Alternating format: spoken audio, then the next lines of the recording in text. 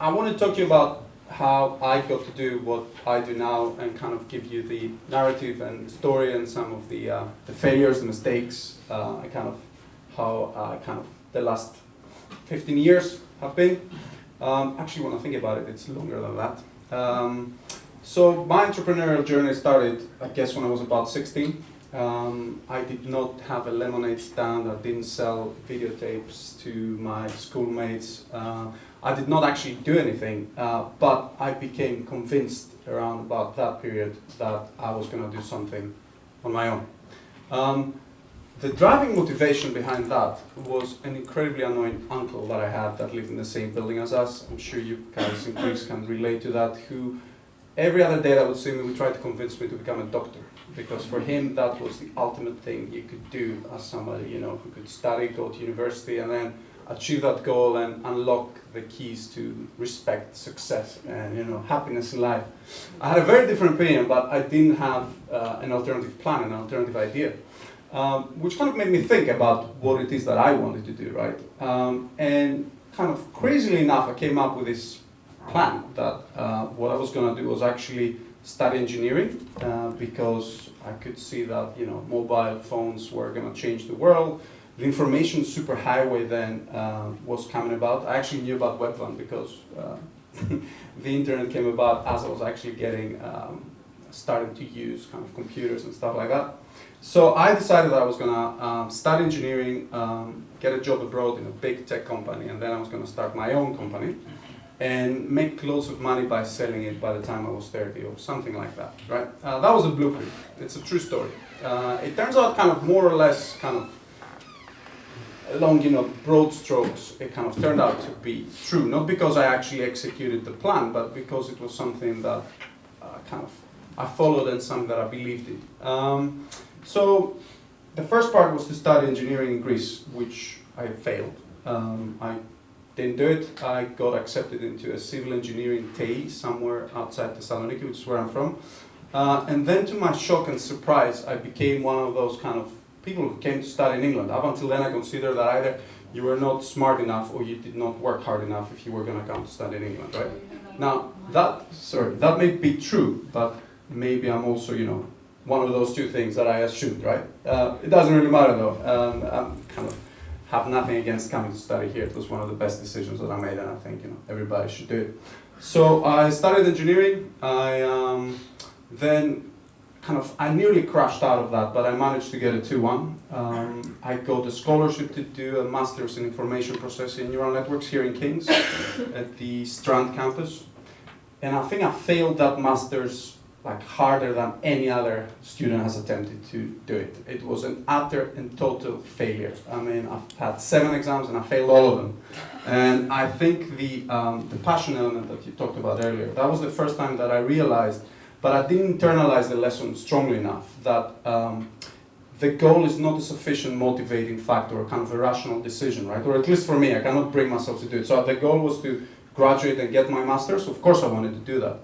I could not bring myself to do the work that I had to do to study, because I was interested in artificial intelligence, and my master's was information processing neural networks, but it was all about the mathematical theoretical foundation behind neural networks. I had no comprehension of the subject and no motivation to understand it either. So with, you know, mathematical precision, my exams came, I failed them, and I was actually ready to go back to Greece at the time. If I hadn't failed my master's, forget about the plan that I said earlier that I had hatched. I had a pretty shitty year in London, living in Beckton, east of City Airport, and I was ready to pack my bags and go back home. But because I had failed, I couldn't do that.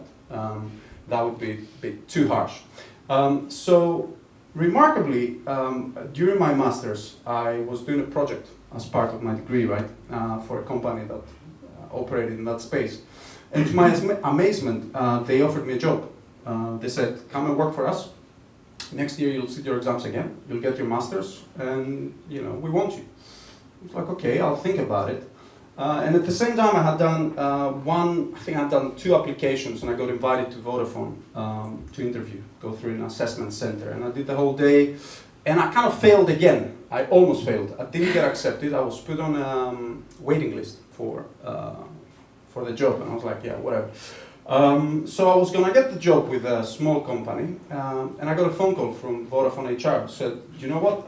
Actually, there were a lot of people that didn't accept our offer. So how about you come and join us? I was like, okay, I'll think about that as well. And I thought about it. I decided to go with a big company, and then I kind of got back into the plan. I joined Vodafone.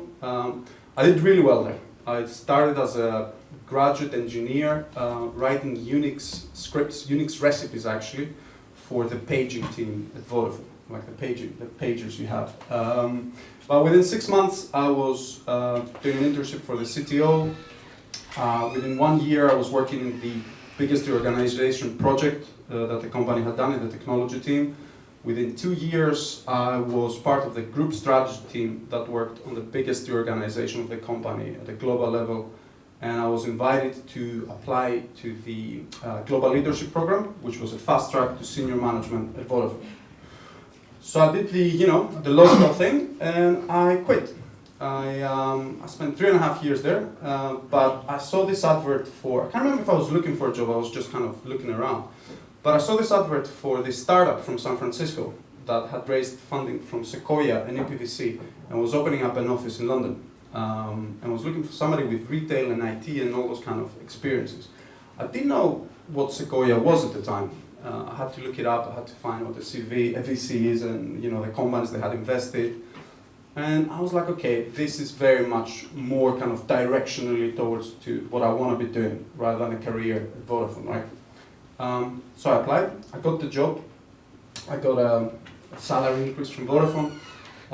And the thing that was inspiring there was that the founder of that company was a Stanford engineering graduate. He had 2 patents in signal processing.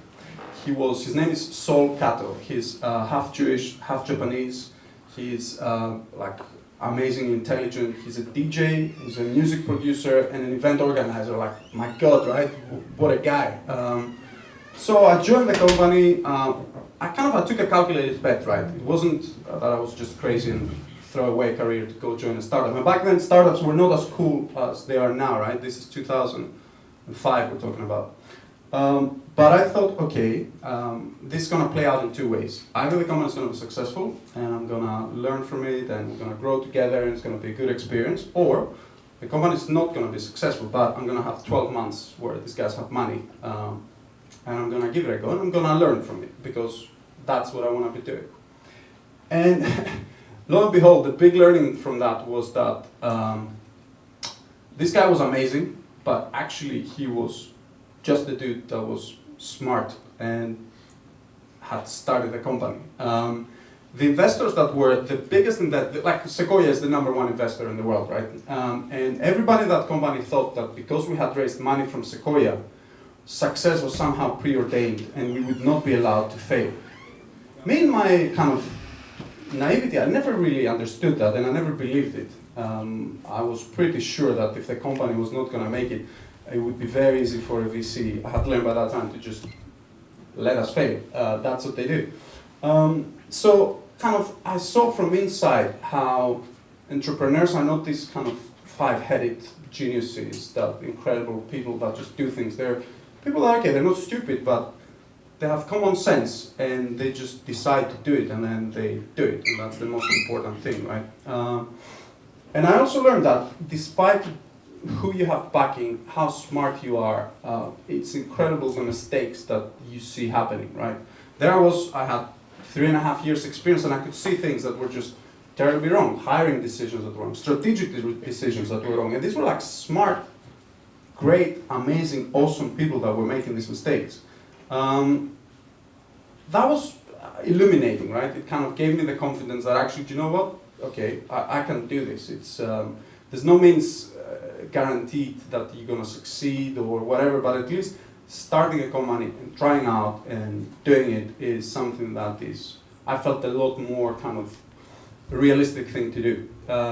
So I was ready at the time. I toyed around with the idea of doing an MBA. I went through the process and then I kind of realized, hang on, what am I doing here? Why am I I was writing an essay actually. I was trying to write an essay and again I couldn't do it and I was like, yeah, this is stupid. No, why are you about to spend £50,000 doing an MBA when what you want to do is really start a business? So again, I decided now's the time to do something. And again, I took a calculated risk. So I thought, okay, you can do an MBA and then do a startup, but that's stupid. You could do an MBA, continue your career, maybe that's a good thing, but that's what you really want to do. Consider the money that you're going to invest as an investment in yourself as well. If it works out, great, it works out. If it doesn't work out, then at least you've spent that money on learning by doing, and you'll get a lot more out of it than going to school.